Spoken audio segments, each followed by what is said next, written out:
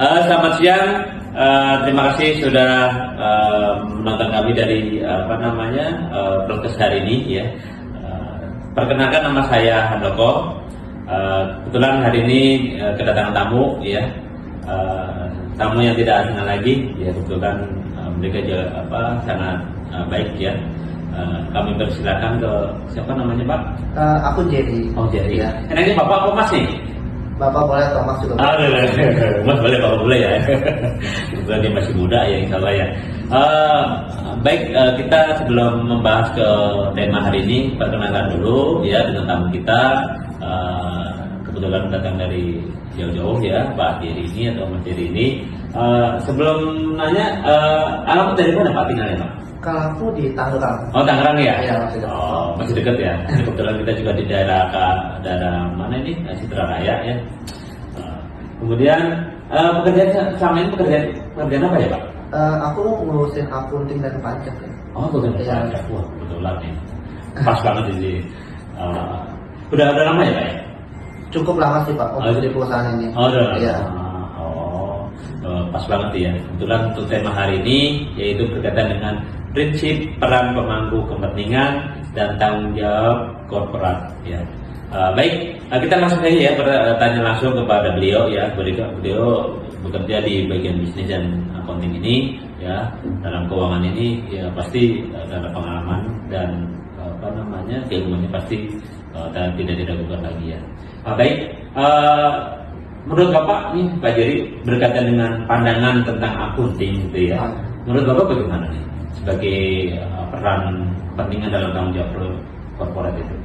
Kalau akunting itu bagaimana si akuntan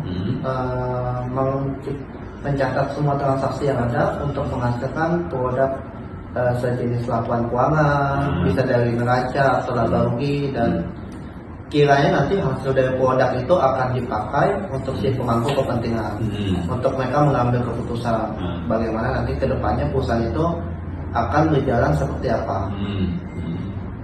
Oh, gitu ya. Kalau dari segi tanggung jawabnya nih, dari tanggung jawab perusahaan ya terhadap pemangku kepentingan itu seperti apa?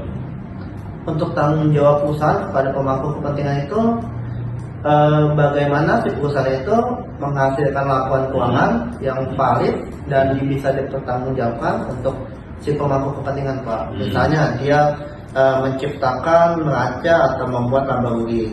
Jadi bagaimana si laporan itu memiliki keabsahannya, kevalidan datanya. Jadi tidak ada manipulasi data yang terkandung di dalam laporan keuangan itu. Bisa nggak terjadi perusahaan itu melakukan fraud ataupun kecurangan? Tentu bisa aja. Setiap perusahaan itu memiliki peluang dalam menciptakan fraud itu pasti ada. Ada ya? Ada.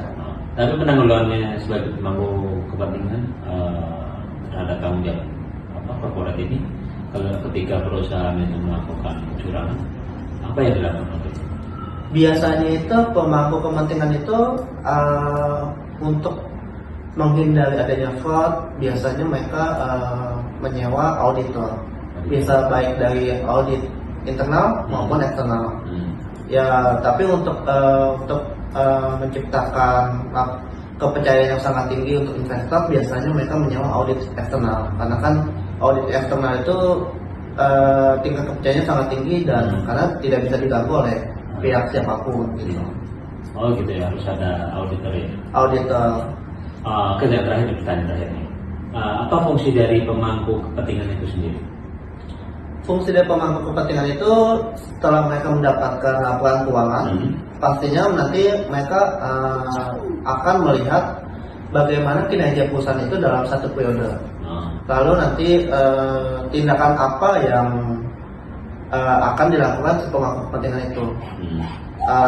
Seperti mereka pasti akan merencanakan strategi bisnisnya, misal dalam jangka waktu pendek 1 tahun ke depan ataupun jangka panjang, misal dalam 5 tahun. Jadi si laporan keuangan itu menjadi suatu alat untuk mengambil keputusan untuk si pemangku kepentingan itu. Gitu ya. Oh iya, jadi kalau kita melihat dari penjelasan Pak Jerry itu sendiri, jadi sebuah pemangku kepentingan yang berlaku sebagai tanggung jawab corporate, dia memiliki beberapa pengaruh untuk menangani suatu perusahaan agar berjalan secara baik, ya, baik secara internalnya, ya, maupun secara eksternalnya, yaitu melakukan dengan pemeriksaan ataupun audit itu sendiri. Baik Pak, terima kasih untuk bincang-bincang siang hari ini, ya. Kebetulan ilmunya sangat bermanfaat buat kita, ya. Terima kasih untuk teman-teman untuk penonton, ya. Barangkali nanti ada yang perlu disampaikan lagi, ya.